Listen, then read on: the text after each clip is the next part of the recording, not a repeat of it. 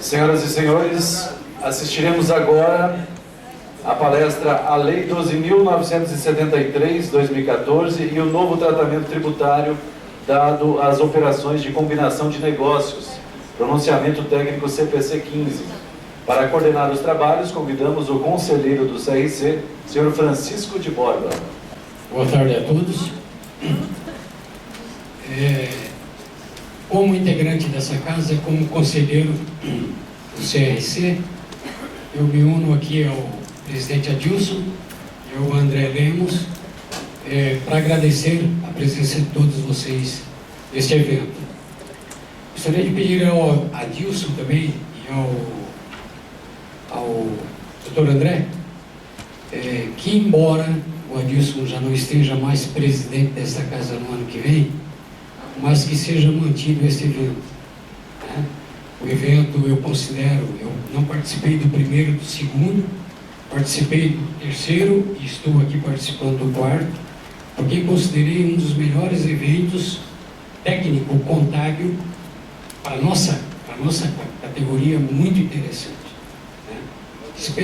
Esperava a casa até mais cheia, em razão talvez seja efeito da crise, em função da crise aí, que a casa não está tão cheia, o pessoal tem que trabalhar um pouco mais. Gostaria de cumprimentar o nosso palestrante, e também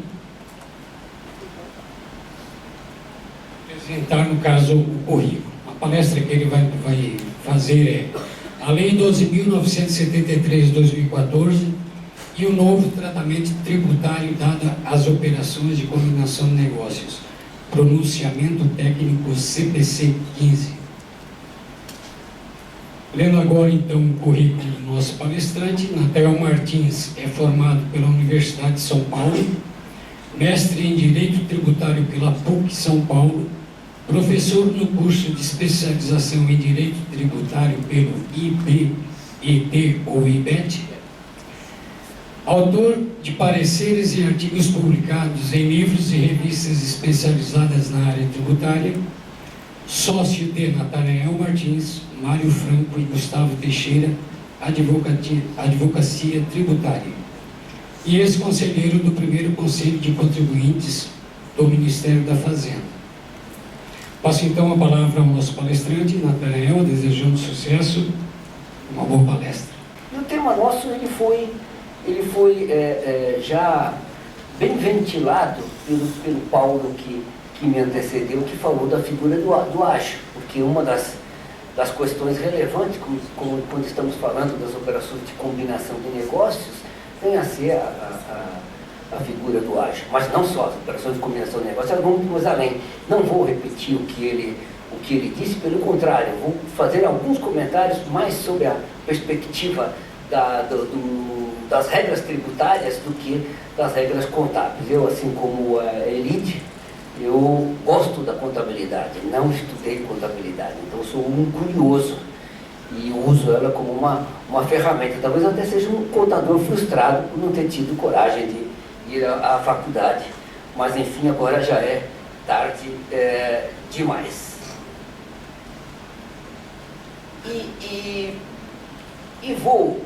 A primeira parte que ele já comentou, é muito importante vocês terem em mente que a Lei 12.973, o que foi ela?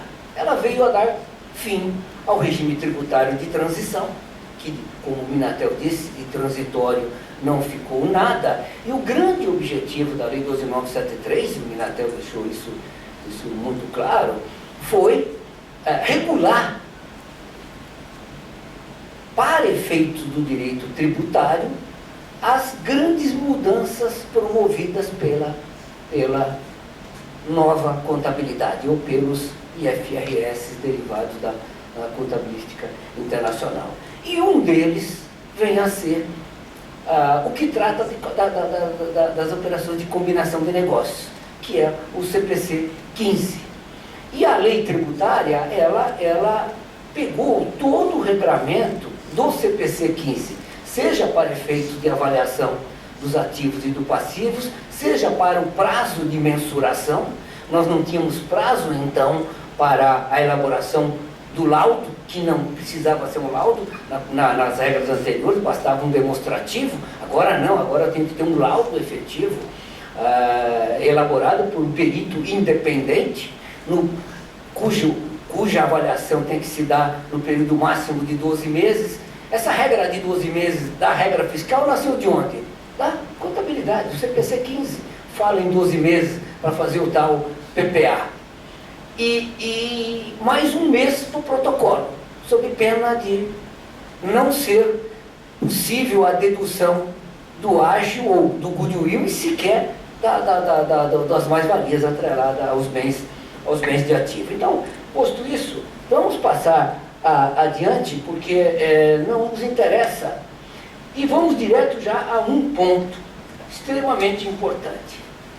Vocês sabem, aqui estamos falando a uma plateia de contadores, que, a rigor, o CPC 15, que trata das operações de combinação de negócios, ele só tem, ou fundamentalmente ele tem aplicação na aquisição de um determinado controle, ainda que ela esteja se dando por estágios.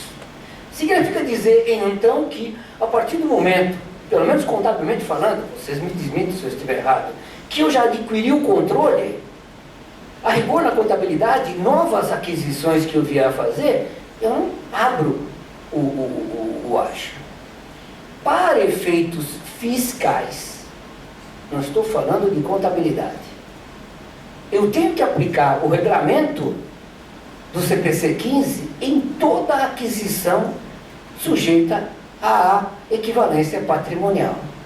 Qualquer aquisição que eu esteja fazendo, não importando se eu esteja ou não adquirindo controle, ou mesmo após a aquisição de controle, eu tenho que fazer abertura, como a lei fiscal manda, e na verdade, nesse momento, há semelhança da legislação ou da contabilidade.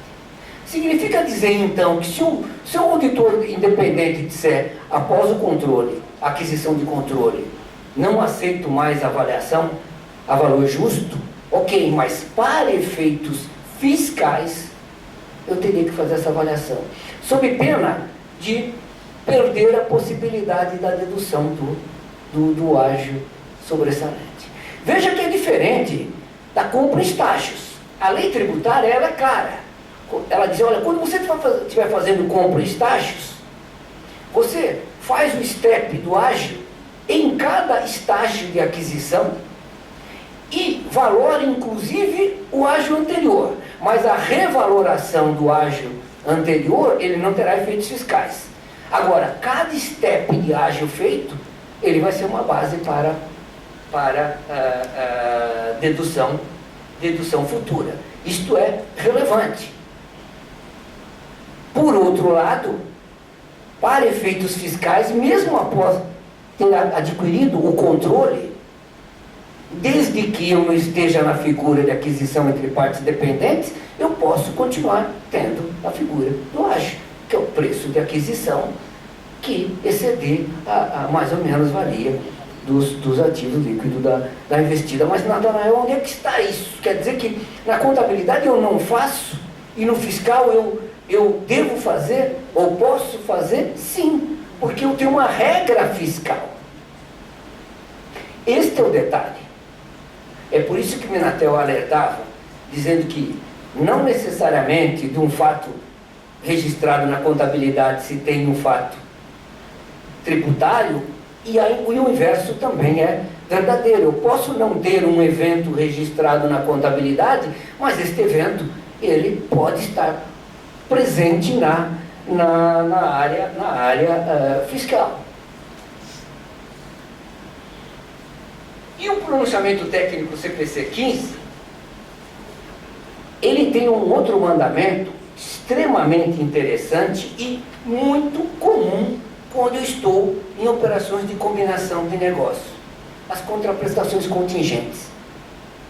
Ou eu posso estar naquela situação que o meu preço, ele ainda não, ele é determinável.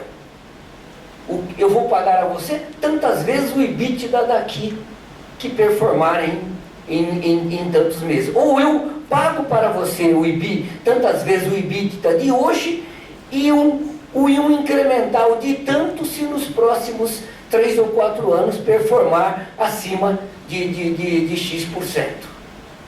Ou eu posso simplesmente estar pagando uma contraprestação contingente ou um valor a mais, não propriamente em função dele estar me vendendo a participação acionária, mas por estar trabalhando durante determinado período na companhia. Tudo isso é relevante? É. Por quê? Porque do ponto de vista da contabilidade, e mesmo do período de mensuração, o período de mensuração ele se encerra nos 12 meses. E nos 12 meses encerra-se também, portanto, o laudo, e protocola-se o laudo na Receita Federal ou o sumário dele no cartório de registro de documentos, e na ECF eu vou ter que dar essas informações. E após o período de 12 meses? É comum ouvir-se dos auditores: passou o período de 12 meses, qualquer contraprestação contingente é despesa para aquele que está despendendo. Eu diria, sob a perspectiva tributária, depende. Se aquela prestação contingente ela é fundamento do preço, ou é variabilidade da parcela que se determinaria, isso é custo de aquisição. Ainda que o contador venha a afirmar e até provar que, sob a perspectiva da contabilidade, como encerrou o período de mensuração, aquilo é uma despesa, para efeitos fiscais, aquilo é custo de aquisição. Eu teria que neutralizar aquilo, criando uma subconta específica para controlar aquilo no balanço fiscal. E tanto isso é verdade que, se vocês pegarem a Instrução Normativa 1515, que ela saiu regulando toda a 12973, lá no artigo 110 e no 111, ela fala especificamente nas contraprestações contingentes e diz: olha, se ela é atrelada ao preço que se deve aos ex-proprietários, compõe o custo de aquisição e, portanto, a ele deve se somar. E tanto isso a meu ver, é verdade que mais ou menos está dito nas dobras dessa solução de divergência da COSIT.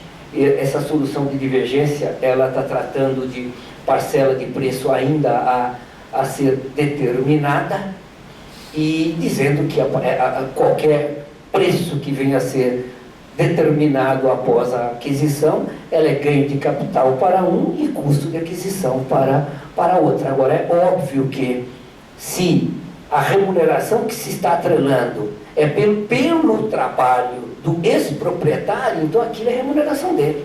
Ou remuneração do trabalho, ou se como trabalho não assalariado, ou remuneração de uma empresa da qual ele participe, enfim. Então eu tenho que entender a natureza dessas contraprestações contingentes. Mas, insisto, se ela é direta ou indiretamente decorrente do preço de aquisição, ou seja, fez parte das condições de negócio, que é o muito mais comum, então ela sempre vai ser agregada ao custo de aquisição, ou um redutor, porque eu também posso ter a cláusula que, se ocorrer um evento futuro incerto qualquer, o preço se reduz, ou seja, aquele evento, por exemplo, que aquele passivo que estava oculto, ele eventualmente tenha aflorado.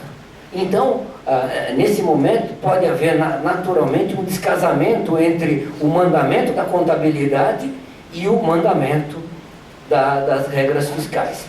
Recentemente nós participamos, de um lado nós dando um parecer sobre uma perspectiva tributária, do outro lado desempatando porque a auditoria estava conflitando, o professor Eliseu Martins Douto, e sob a perspectiva da contabilidade chegaram à conclusão de que, como o período de 12 meses já havia se encerrado, o laudo já havia sido sido entregue, e então era aceitável a contabilização daquele sobrevalor que estava contratualmente previsto diretamente como despesa. Mas, em função do nosso parecer, aquele valor, tributariamente falando, foi agregado ao custo de aquisição para uma posterior amortização. O que eu recomendaria no laudo, que ganhou uma importância muito grande, é que se tivesse contraprestações contingentes, pendentes, evidentemente, pós-período de apuração, o laudo a ela expressamente fizesse referência. E a contraprestação contingente, a meu ver, a natureza dela sempre necessariamente vai ser rentabilidade futura, ou goodwill, ela vai ser um agregado do goodwill.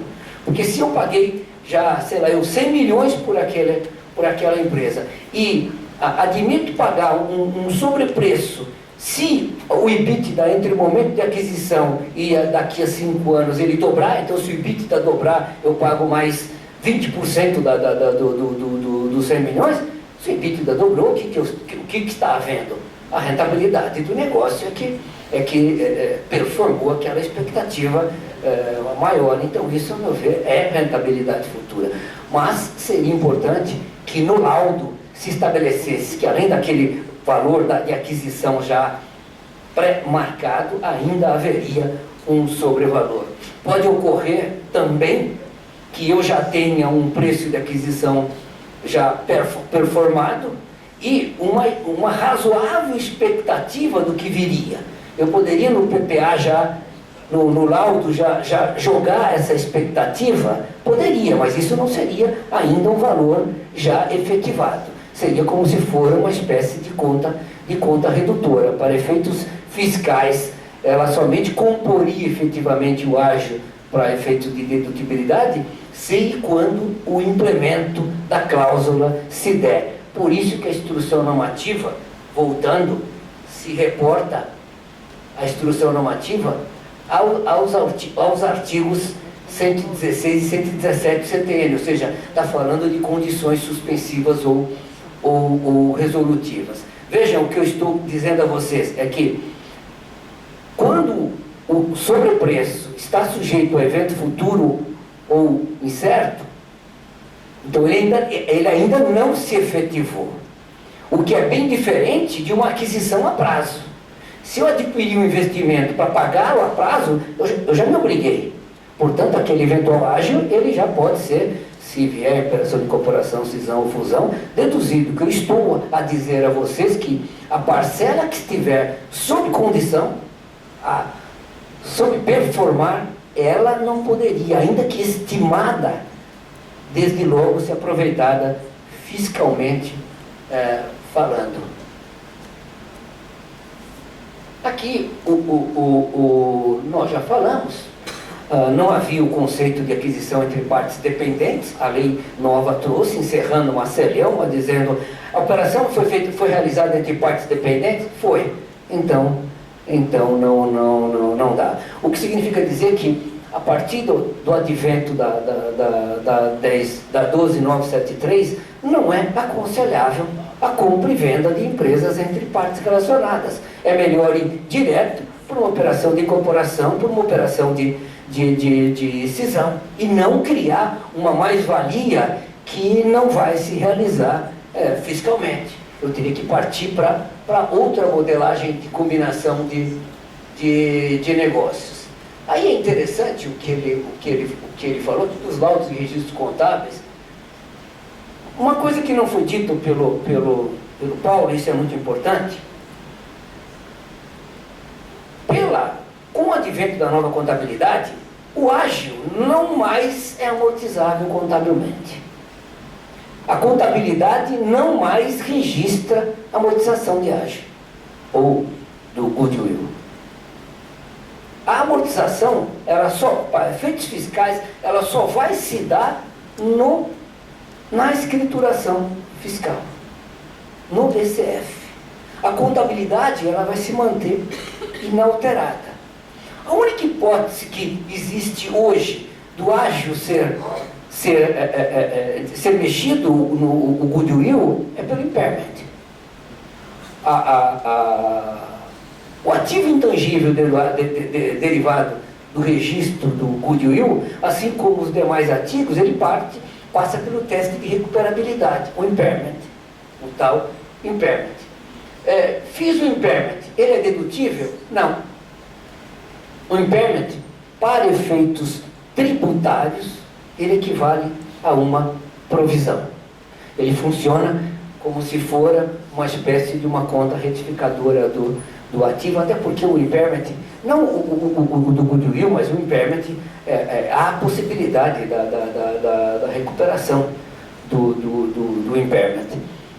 Vejam vocês que hoje, por exemplo, a Petrobras, para além dos impairments feitos por investimentos equivocados ou translocados, uma boa parte do impairment dela foi decorrente da abrupta queda do preço do petróleo. Então, ela tinha um investimento que era gerador de fluxo de caixa ao barril de petróleo por 70, 80, o barril de petróleo por 50, aquele investimento torna-se não mais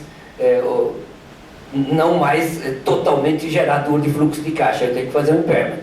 No setor de mineral também isso vem ocorrendo muito, em função da queda das commodities. Reduz o lucro contábil? Reduz. Para efeitos fiscais, neutraliza o efeito. Aí a pergunta que temos que fazer: após o evento de incorporação, cisão ou fusão, o que eu faço se a contabilidade, o valor de investimento se reduziu, ou do ágio, em função do impairment nele feito? Tenho para mim que, para efeitos fiscais, eu posso realizar o goodwill, até porque a lei fala que goodwill é aquilo que eu paguei, ou é o valor que se aflora quando da aquisição do investimento.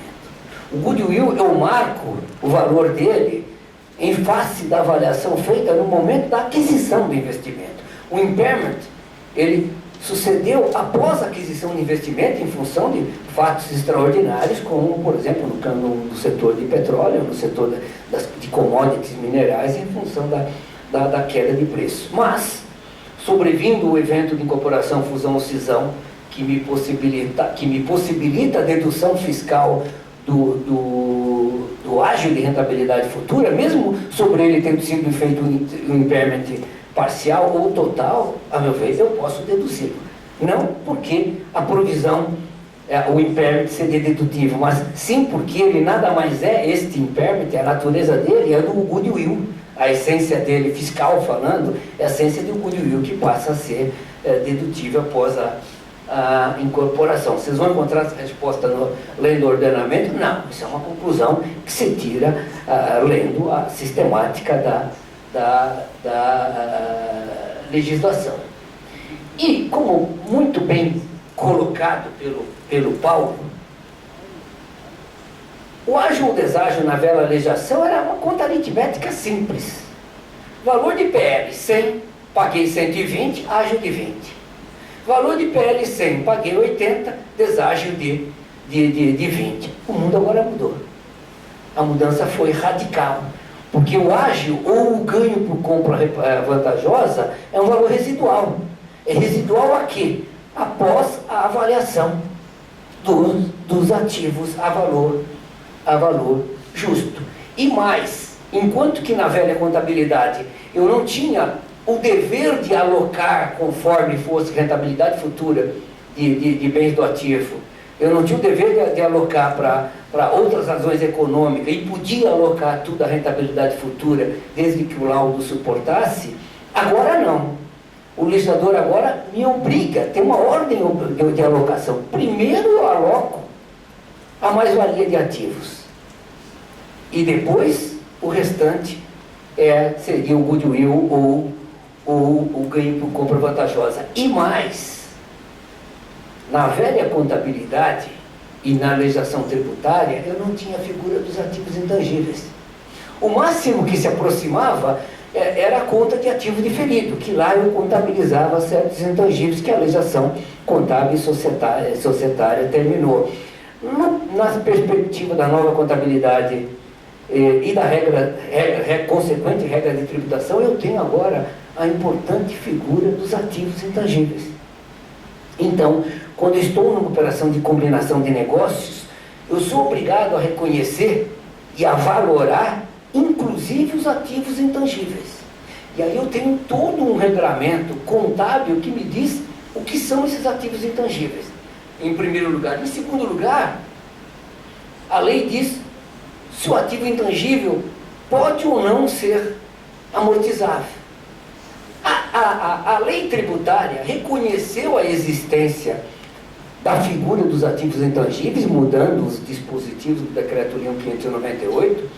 A lei tributária reconheceu que na apuração do ganho de capital eu posso deduzir o custo de aquisição, alienação, depreciação, liquidação de bens, inclusive dos intangíveis, mas a lei tributária ela não trouxe regra nenhuma. Bom, primeiro, o que são ativos intangíveis? Segundo, qual é a taxa de amortização desse ativo intangível? Onde é que eu vou encontrar esses conceitos? Nas ciências contábeis, nos livros dos experts em avaliação, em avaliações de bens. Então nós vamos ter que estar muito bem suportado em laudos para saber se aquele ativo intangível é ou não amortizável. Claro que, do ponto de vista da contabilidade e mesmo do direito, algumas coisas são de fáceis respostas. Eu tenho uma marca, posso amortizá-la? Não. Eu tenho uma determinada patente de uma invenção, posso amortizá-la? Se ela tiver um tempo para se tornar caduca, claro que posso. O grande problema que nós vamos ter agora é, primeiro, repito, saber o que são ativos intangíveis. O que mais recorrentemente eu devo reconhecer como ativo intangível. Porque o próximo passo do auditor fiscal, ele vai ser questionar a qualidade desse teu laudo. Claro, Paulo bem colocou, o laudo ele só vai poder ser questionado se e quando ele tiver deficiências graves. Mas uma dessas deficiências graves pode ser um laudo que não esteja registrando ativo intangível nenhum. Porque tem um ativo intangível que ele é valorável e vem sendo valorado, que é muito comum a existência dele, carteira de clientes. Creio, um grande ativo que o Bradesco vai ter que alocar na compra do HSBC é a carteira de clientes. Quanto ele vai alocar para a marca HSBC? 0 se ele não puder usar. Ou 0 se ele não for usar. Já houve essa demonstração. Marca para mim, HSBC é um nada. Pois bem, mas eu tinha uma marca, pretendia usar, valorei esta marca. Agora não mais vou usá-la. Se isto estiver provado e comprovado, posso baixar como pelo. Dou um exemplo que talvez venha a acontecer. A Telefônica vem dizendo na mídia escrita e falada que vai descontinuar a marca GVT. Aliás, o presidente da Telefônica hoje era justamente o dono da GVT. Eles chegaram à conclusão de que não vale a pena você continuar querendo manter as duas marcas, porque isso implica em manutenção da marca, em manutenção na mídia, escrita, etc., falada para ele. Basta a marca Vivo, porque ela atrai toda a força de rentabilização do negócio. Então, no momento que ele diz, estou enterrando esta marca, ela deixa de ter uso, e se eventualmente ela é registrada até abrir mão. Agora, evidentemente que se eu tenho só um nome comercial, a rigor, sobre ele eu não devo fazer nenhuma avaliação de intangíveis. Mas o que o Paulo estava querendo dizer, o efeito prático, isso é muito interessante, porque veja, que aqui ficou mais simples para nós, pelo menos advogados. Veja que o preço de aquisição e o PL, em todas as situações, manteve-se inalterado. O que alterou foi a mais ou menos valia de ativos. Na regra antiga, eu não avaliava. Na regra antiga, então, 120, 80, 40 era o goodwill ou o ágio de rentabilidade futura. Estou aplicando a regra nova. Na primeira hipótese, eu tive uma mais ou menos valia de ativos de 20. O meu goodwill, somente 20. No outro, a mais-valia de ativo foi de 40. O meu goodwill, 0. Num segundo momento, a mais-valia de ativos, 60. O goodwill, na verdade, compra vantajosa, 20. Ou, ao contrário, eu tive uma menos-valia de ativo e, portanto, o meu goodwill foi maior ainda. Agora, essas diferenças, elas podem ser, ou daqui para cá, são meramente intertemporais. Por quê? Se toda a mais-valia for atribuída a bens do ativo, ainda que intangível, amortizável, e se for amortizado no mesmo período da amortização do goodwill, ou seja, 5 anos, então, na métrica, eu estaria amortizando pelo mesmo período. Agora, como certos bens, sobretudo do ativo, a amortização em período superior a 1 ano, então eu tenho um descasamento. E se o bem não é amortizável, aí eu tenho realmente um descasamento mais sério ainda.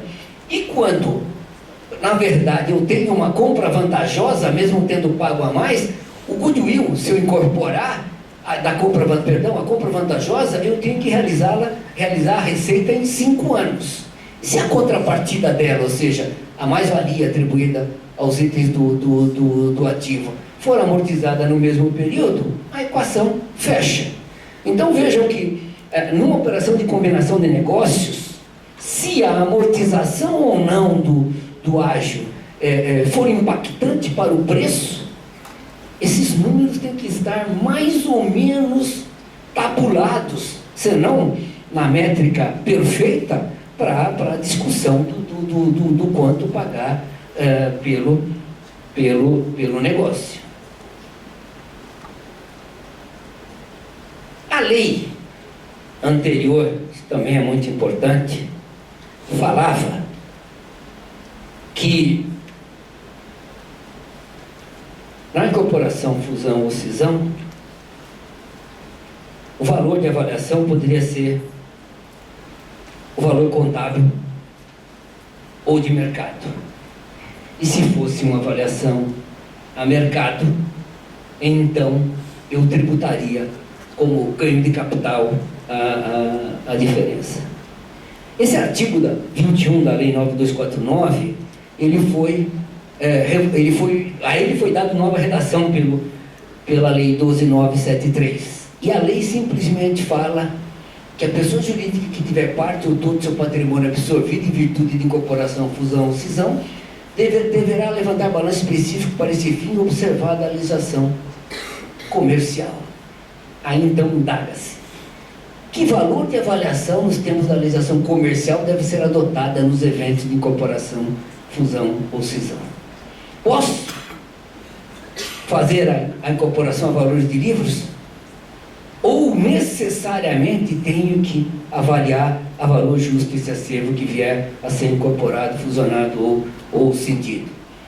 Discussões contábeis à parte.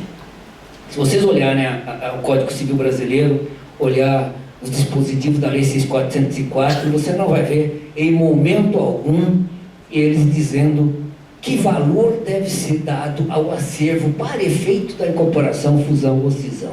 O que nós vamos ver é o legislador preocupado com o valor do acervo para efeito de relações de troca para a proteção do acionista minoritário.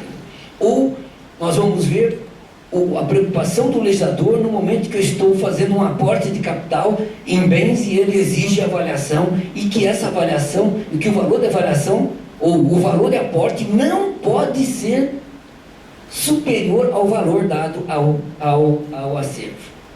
O que eu quero com isso dizer a vocês? Que do ponto de vista fiscal, a meu ver, eu posso continuar trabalhando com os valores de livros para efeitos do ato de incorporação, cisão ou de fusão. E ainda digo eu que, em função da lei tributária, ou melhor, contábil, eu tenho que avaliar aquele acervo a valor justo, porque eu estaria numa típica hipótese de combinação de negócios. Naquele momento da operação eu estaria adquirindo controle. Então, neste caso, eu teria que previamente avaliar aquele acervo a valores de livros. Então, diria eu, faça a contabilização que vier a ser incorporada, fusionada ou cindida. Porque aí eu tenho a regra da própria lei que diz que quando eu tenho uma empresa avaliada a valor justo, na incorporação, cisão ou fusão, desde que o valor justo esteja contabilizado em subcontas distintas do bem que lhe deu causa, ela pode ser incorporada sem solução de continuidade, pelo efeito da sucessão universal que se tem. Da mesma forma, se eu tenho uma empresa com base no lucro presumido e ela tem contabilidade e ela tem bens avaliados a valor justo e tem as subcontas distintas, mesmo que ela passe para o lucro real, sem solução de continuidade, aquele montante não deve ser tributado. Então, o que eu chamo a atenção, realmente, nessa temática, é o problema dos ativos intangíveis. Não há dúvida que eles podem ser amortizados. Tanto que a lei falou no artigo 41 dessa possibilidade e modificou o decreto-lei 1598 para incluir os bens intangíveis como aquele em que, se e quando alienado, ele pode ser deduzido. Agora, é muito importante a leitura do CPC 04, que é o que define ativos intangíveis. Primeiro, o ativo intangível, ele tem que ser identificável, ele tem que ser controlado e ele tem que ter capacidade de geração de benefícios futuros. Se eu, contador, não conseguir estabelecer esses 3 requisitos, identificação, controle e gerador de benefício, eu não devo reconhecê-lo.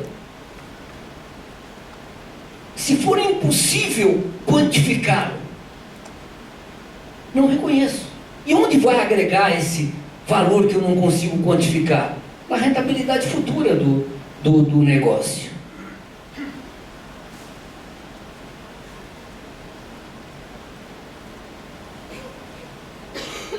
A carteira de cliente, eu posso reconhecer? Devo. Se ela existe, e sobre ela, embora eu não tenha o controle jurídico, eu tenho o controle econômico dela, eu devo. E hoje eu venho, já examinei vários laudos, vários PPAs feitos e carteiras de cliente vêm sendo valoradas. Eles conseguem e devem fazer uma precificação da carteira de cliente. Posso amortizá-la? Sim. Eu sempre tive isso em mente, e estou ouvindo de vários avaliadores quanto a isso. Eu tenho métricas para valorar carteira de clientes. E aí diz a lei que o ativo intangível, ou ele tem vida útil definida e, portanto, é amortizável, ou ele tem vida útil indefinida e, portanto, ele não é amortizável. Agora veja que vida útil indefinida não significa vida útil infinita. Significa dizer que o ativo intangível, ele quando tem vida útil indefinida, ele não pode ser amortizável, porque eu não consigo precisar a vida útil dele, portanto eu não consigo precisar uma cota. Mas ele pode periodicamente passar, pode e deve, pelo teste de recuperabilidade futura. apesar de vida útil indefinida, eu estou observando que aquele meu ativo não está tendo mais a capacidade plena de gerar fluxo de caixa futuro. Faço um impairment nele, posso deduzir? Não. Impairment é mera provisão. Faço um segundo impairment, um terceiro, um quarto, até que zero, 100% de impairment naquele ativo. Se após zerar, a conclusão da administração provada for de que ele não tem mais capacidade de geração de fluxo de caixa futuro, então eu posso liquidar esse ativo intangível. Aí eu deduzo, não porque eu fiz um impairment de 100% nele, porque eu comprovo que economicamente ele não mais existe. Ele não mais não gera mais, não tem mais a capacidade de geração de fluxo de caixa futuro. Agora, muito cuidado, não sei se o fisco vai chegar a tanto, que o ativo intangível, ele não nasce só, ou necessariamente, na aquisição de participação societária, ou melhor, a operação de combinação de negócios, sob a perspectiva da contabilidade, ela não se verifica só em face da aquisição de uma participação societária. Eu posso estar adquirindo somente um conjunto de ativos, mas que eles, quando avaliado, represente uma operação de combinação de negócio. Então, se isso é verdadeiro, mesmo não se tratando de uma aquisição de participação societária, eu tenho que reconhecer como uma operação de combinação de negócio, eu tenho que contabilizar o ganho da operação de combinação de negócio e, eventualmente, até um ativo intangível.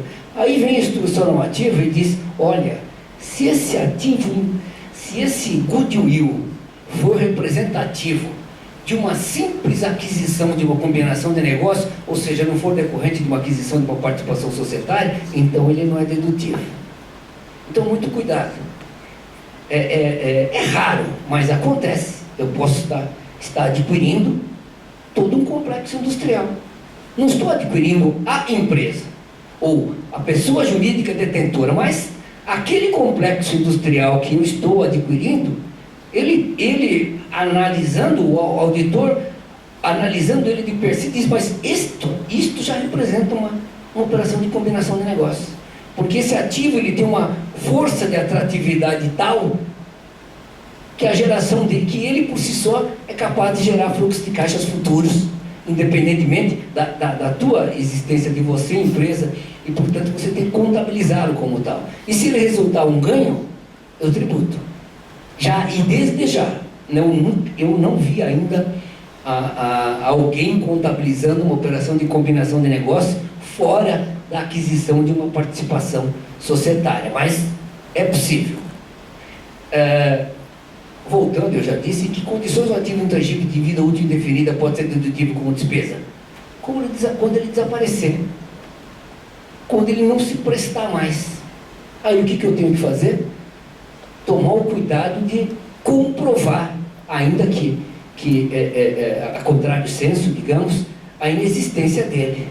Se eu tinha uma marca, quando é que eu comprovo por que eu deduzi? Não uso mais essa marca se tornou imprestável, não valia mais a pena a exploração dessa marca e eu descartei. E se era uma marca registrada, talvez a maior prova é inclusive a baixa dela no INPI. Ganho de capital na subscrição de ações.